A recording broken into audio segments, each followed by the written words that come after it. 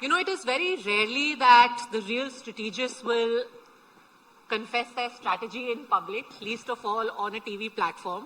But I will still, on this platform, we will try our best. Thank you very much, sir, for having joined us here. It's going to be an extremely busy time now. Today, the election dates are out. Are you already an honorary Assamese now by virtue of having spent so much time in Assam since you're the in charge here? I'm very fond of Assam. Being from Odisha, we share many aspects of our culture and food and feel at home. And Assam is a wonderful state. And the turnaround that it has experienced, dramatic economic growth, dramatic improvement in law and order and security, has changed the face of not just Assam, but the Northeast. So it's a pleasure to be back here and working for the party again. A huge round of applause again, please, for Assam and the people and voters of Assam. But I want to start by asking you, there's one theme that the Prime Minister has again and again spoken of, ki Delhi or Dil ki Duri, Northeast and especially Assam, existed for a very long time. Now your party has been in government for 10 years in this state.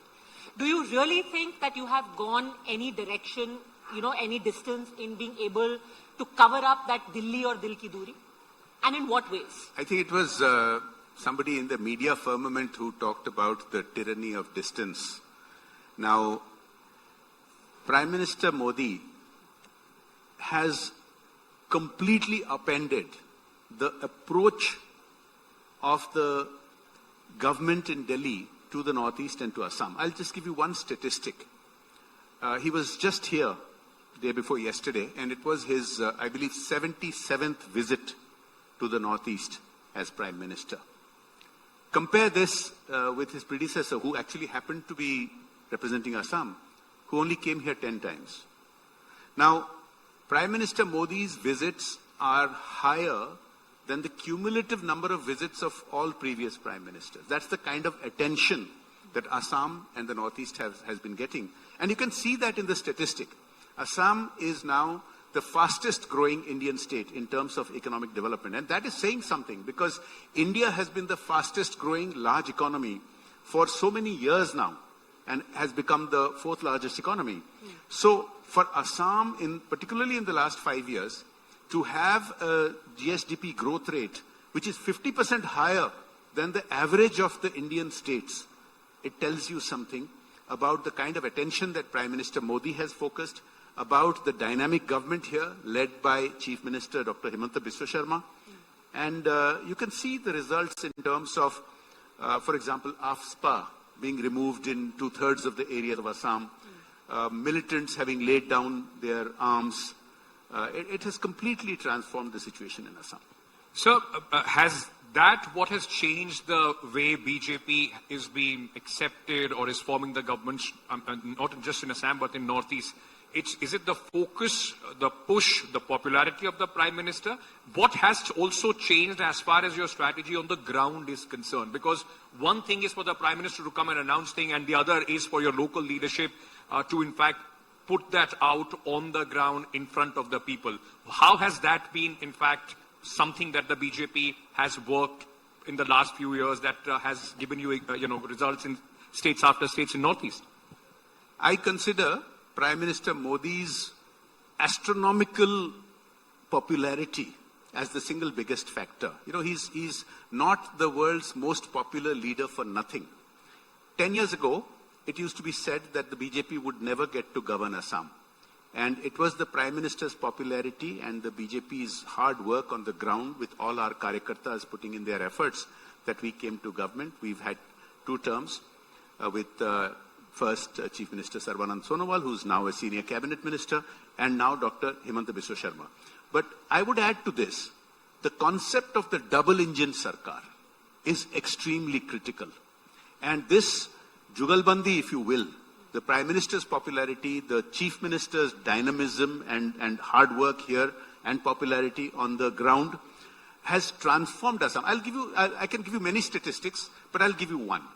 In 7 decades after independence, Assam only had 6 medical colleges. Now today we are inaugurating, I believe, the 14th or the 15th, and we are on track for 24 and the target is to have one per district. So you can see the dramatic scaling up of the pace of development.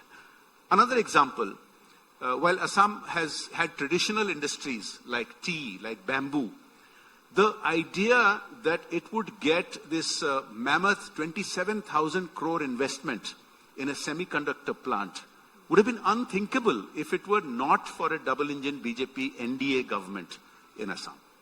But, you know, again, then people keep asking, there is so much happening. There was the RBI report. The fact that Assam is now one of the fastest growing economies across the country when it comes to the states. You're talking about the educational institutions that have opened up here.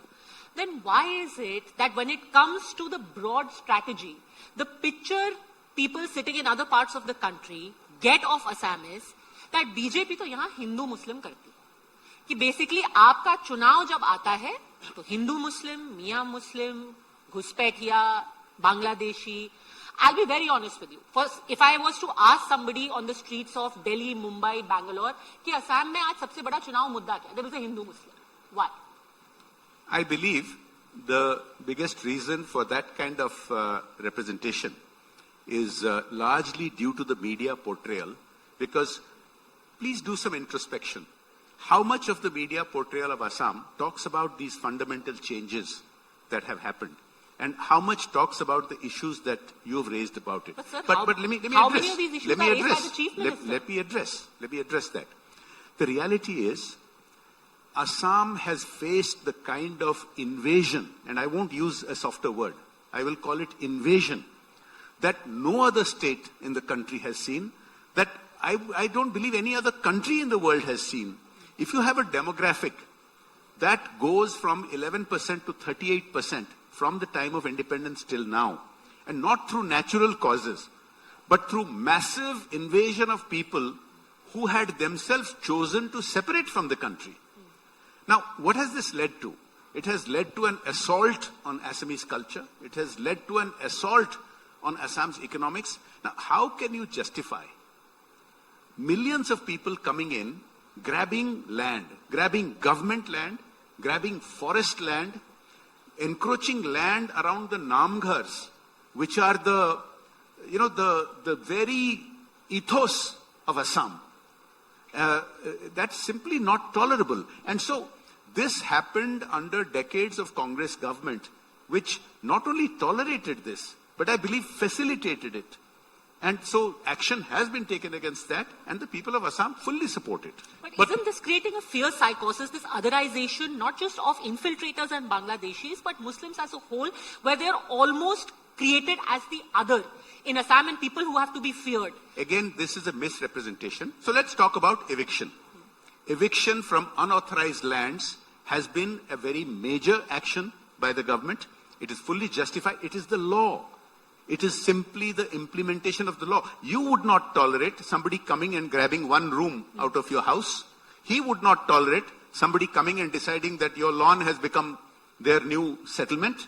Now, this is the law that's being implemented. But listen, it's unfair to portray this as victimizing anybody. It is simply the implementation of the law of the land. Here, you're having this conclave in Guwahati. Afterwards, just go and take a look around the nearby wetlands of Guwahati, which have also been cleared of illegal occupation. There it was not the Muslims, it was other communities who were sitting on these wetlands. The reality is, if the vast majority of illegal occupants and illegal land grabbers belong to a certain background, obviously they will be the most who will be evicted. But it is not targeted at any community. It is targeted at implementing the law of the land. Let me press you on this just for one more question. In 2014 Lok Sabha election, the BJP manifesto for Lok Sabha spoke about special focus on Northeast, including Assam, to evict from what was called the infiltrators or people who come from Bangladesh. It was repeated in 2016 in the assembly election. It has been repeated ever since. If from 2014 till now in the center, and then 10 years of being in government in Assam, if the BJP is still repeating or harping on the same issue, don't you want to think that is a failure of the government to in fact ensure of something which you thought is of so much importance that you have not been able to in fact provide any solution to it? Absolutely not, because you should also be asking, when millions of infiltrations have happened over a period of more than 70 years, in 10 years, massive action has been taken. Large numbers of people have been expelled from their illegal occupation and pushed back. Today you can see on a daily basis, wherever there is infiltration, people are being pushed back across the border because they are not citizens here. Now, it's a very complex situation because there are court orders. The courts, including the Supreme Court, have given certain guidelines. Then there are many pacts that have been implemented. So over the course of 10 years, very large numbers of illegal infiltrators have been pushed back. But a 70 years backlog does deserve a time frame to have a complete resolution of the process, and that is happening. I want to ask you now, moving beyond this infiltrator issue, what is the main focus of the BJP in terms of a vision document for the next 5 years when you're going to go to the voters? Today they are saying, of course, the Assamese identity, the identity crisis, that is a big issue. You've spoken about the infiltrators, etc. But in terms of actual development, what are the three things that you can go to the voters with? So let me talk about the theme that we are working on. We are talking about 2 or 3 related themes. I think at the top of this is Surakshit Aham, Viksit Aham. Surakshit Assam, Viksit Assam. Now, the safety and the security and the law order situation of Assam has transformed. You can see the facts and figures for yourself. All the militants having laid their arms down, the Bodo settlement having been implemented, many other aspects which have been on paper for decades are now being implemented. I have talked about the development aspects with, Assam's growth rate being 50% higher than the national average for the states. I've given you some specific examples of medical colleges. I've given you examples of semiconductor factory.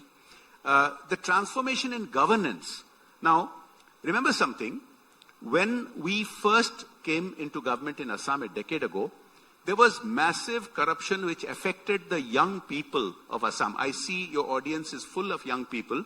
They can talk to their elder brothers and sisters and uncles about how government jobs were sold and the deserving did not get government jobs.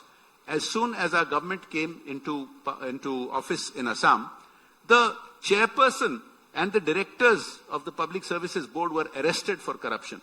In these last few years, 1,65,000 government jobs have been issued, and they have been done in public ceremonies, in stadiums, with proper verification and not a single case of any kind of malfeasance. This is the kind of transformation that's happening. In Assam, for the youth only, sorry, one more question. For the youth, beyond this, is there also a greater need? Yes, you have got semiconductor, you've got bottling plants, etc. coming up, but job creation in states of the Northeast, especially Assam, has always been a concern. You've got a huge youth dividend here. Should there be a greater manufacturing push to move beyond the traditional agriculture? It is happening already. You see, the Modi government's focus on developing the Northeast has this essence which you sort of hinted at in the beginning, is of integrating the Northeast, of treating the Northeast as fully part of India, which was not being treated by earlier governments. You can see the job opportunities that many people from the Northeast have got around the country, in many different sectors, in hospitality, in aviation, in IT sectors, many others. Now that gives us an opportunity because there is now quite a diaspora of people from the Northeast who are skilled now, working, earning well, and they are looking for opportunities in the Northeast. And so Assam being the center of the Northeast economy is the rightful place. So when you have the semiconductor factory coming up, we don't have to necessarily depend on importing people without roots in Assam for those jobs. You have a lot of people from Assam working in Bangalore, working in Gurgaon, working in other places who have those options. Now, the manufacturing opportunities are also coming up. The tourism sector is booming. If you go around, and in the last 5 years, I have seen since the last election, you're having this conclave at one of the most famous big hotel facilities in Assam. But this was rare 5 or 10 years ago. Today, you can see large numbers of world-class properties at every level, which are attracting both domestic and foreign tourists. The kind of protection for the environment that has happened. Everybody knows the rhino story about how they have been saved from extinction just in the last decade. But similar stories are being reenacted in all across the various sectors. Mr. Anand, let me ask you this. If the BJP, of course, the things that you have spoken about and counted about how the government has transformed Assam, why still, right close to the election, BJP still has the requirement of leaders coming in from other political parties, specifically the Congress? So many of them have joined your party. Many of them are hopeful that they will fight the election on your ticket. And I also want to understand from you, how do you see this opposition? Is the opposition, the Congress party, not getting its act together in terms of their allies, the biggest boon for the BJP going into this election? These two different questions are quite different. The first one, about why our national leaders come here for campaigning, is a question that we keep getting asked at every election. No, not for the campaigning. I'm saying that leaders joining from other political parties in Assam, Bhupen Bora and others. I mean, if your party is banking on your work, then why do you need those people? I get it. So why is BJP Congress मुक्त की जगह Congress युक्त क्यों होती जा रही है? CM भी वहाँ से आपने import किया, नेता भी वहीं से import कर रहे हैं. Let me explain. See, it's of course it is a fact which you were asking about, that the Congress is in disarray. Last time, 5 years ago, we won the election comprehensively, despite the entire opposition being united. This time, they are very clearly not united. They're announcing candidates against each other. They're having fractious attempts at discussion. Some of the parties have very clearly gone their own way. Within Congress itself, you can see there is complete chaos. When the just past president of the party decides that that party is no longer worth being in, it is not working for the interest of Assam or the interest of Bharat, it's a very symbolic message. The reality is, under Prime Minister Modi, especially in the last dozen years, large numbers of people, there are good people in other parties who have become frustrated with some of these opposition parties who, in their opposition to BJP, have started opposing Bharat itself, opposing India itself. And so, BJP is the world's single largest party. It has a place for good people who are committed to working for their constituents and are willing to work for Assam and the country. Now, who is going to work or who is going to be happy to stay in a party when its clown prince openly derides India, openly tries to disrupt a flagship event to attract investment to India in AI, to create jobs for youth, and he's proud about it. Now, people have, it's okay to clown around and enjoy it. It's political buffoonery. But after a while, people don't want to work under such situations. Do you think that the Congress here this time has projected Gaurav Gogoi, getting him to fight the assembly elections, that this is their, give it all approach? They are really pitching him as their CM face against Himanta Biswa Sarma. And he's carrying with him the legacy of Tarun Gogoi. See, when you say legacy, people hear dynast. The reality is, I don't know whether they have announced him, because I don't see that kind of support for him to be the face within his own party. I think there are other sons of chief ministers also in the Congress party. I'm sure they have their own ambitions. I'm not sure within the party, the Congress here is united on projecting Gauravji as their face. But also, he has been announced as a candidate in Jorhat. I'm personally not sure how serious he is about it, because he's a Lok Sabha senior member of the Congress. He's not resigning from the Lok Sabha. To me, that indicates that he's not at all confident about winning his assembly seat here. So these are issues that Congress has to deal with. No, but there were a lot of people who were fielded for the assembly elections by your party as well, in Madhya Pradesh, in Rajasthan, and they held on to their membership, as far as I can remember, until the time they were not so-called chief ministerial faces. Now, if you're going to be a chief ministerial face, you should be all in, and you should at least have the support of all your party, which doesn't seem to be the case. When your immediate past president is quitting, when others are openly talking about the lack of proper leadership, the Congress leadership in Assam is a state-level clone, if you will, of the national leadership of the Congress. Are you trying to create trouble for Gaurav Gogoi, saying he doesn't have the support of his party men to be CM face? I'm just saying that the results are going to be similar. Are you challenging Gaurav Gogoi to resign his Lok Sabha membership before fighting I'm Jorhat? just saying that if he's really, if he has the conviction to really be the CM face of the party, he should resign from the Lok Sabha and fight Jorhat. Well, there was a challenge thrown at him at the Lok Sabha election to fight from Jorhat. He fought that election, won that election. Hemanta Biswa Sarma was the one who threw that challenge, and then he threw the challenge to fight the local election he's doing. So it will be an interesting battle to see what happens. It will surely be interesting, and I think recently the CM has very openly said that we welcome an electoral fight, and as I said, from what I can discern in the disarray in that party, the lack of coherence and unity, I don't. So will that, because the Congress and Gaurav Gogoi himself is challenging, will the Chief Minister fight against him in Jorhat? Why should the Chief Minister fight against him in Jorhat? The Chief Minister is extremely popular. He has his own nurtured constituency for a very long time. He doesn't need to hop around from seat to seat. Unlike, again, this is similar to the Congress national leadership. They lose their home base in Uttar Pradesh, they have to go fight in Kerala. That's not required in our party. It's only required in parties whose base has eroded. Okay, Mr. Panda, finally I'm going to ask you, as the election in charge for the BJP in Assam, what's your strategy here, sir? See, as not just the world's largest party, as not just Bharat's most successful party, we are a party that doesn't just turn up during elections. During the 5 years since the last election, our lakhs of karyakartas in Assam and crores of karyakartas all across India have every week, many days a week, every week, 365 days a year, been in touch with the public. They have reached out with not just political initiatives, but also social initiatives. I mean, you remember the big one during COVID when we reached out to 250 million households with help. But that continues wherever there is any crisis, wherever people need help, many different social initiatives. And our strategy involves a national component. We have the world's most popular leader as our Prime Minister. We have in our Home Minister a modern-day strategist who's been very, very successful.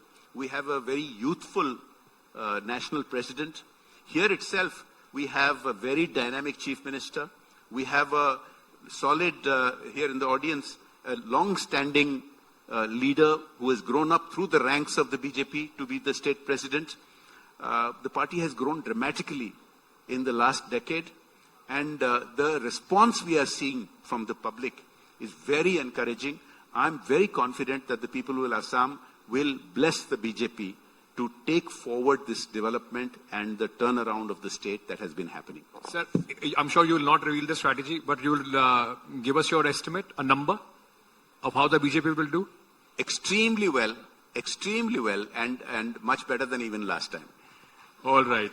All right, Mr. Panda, thank you very much. We won't keep you any longer because I imagine today, with the election officially getting kicked off, it is going to be a busy next few days. We will see you again soon after the elections. Thank you very much for having joined us on this platform. Thank you. Ladies and gentlemen, a big round of applause, please.